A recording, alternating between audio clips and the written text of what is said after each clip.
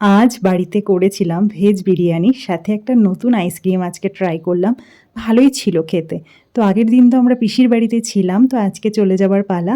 সেজন্য আমরা বেরিয়ে পড়েছি আর দেখো পিসির বাগানে কত রকমের ফুল ফুটেছে। ৪ রকমের জবা। তো ১ম টা পঞ্চজবা ছিল আর এটা কমলা রঙের জবাটা, মোটা পাপড়ির। আর এই গোলাপি জবাটা এত মিষ্টি লাগছিল যে কি বলবো। তো এখান থেকে আমরা বেরিয়ে পড়ি, দেখো গোলাপি জবার কালারটা কি মিষ্টি। তো বেরিয়ে পড়ার পরে ও আবার ওর গেঞ্জিটা চেঞ্জ করে নিয়েছিল। তো ফেরার পথে একটা মিষ্টির দোকানে গিয়েছিলাম আমরা। আর এই মিষ্টির দোকানে এত নানান রকমের মিষ্টি দেখে আমি জাস্ট মানে এত ভালো লাগছিল যে একটু ভিডিওই করে নিলাম। তো তারপর আমরা এখানে খেয়েছিলাম পরোটাটা না আসলে বুঝতে পারিনি, অনেকটা নিয়ে ফেলেছিলাম, পুরোটা তো খেতেই পারিনি।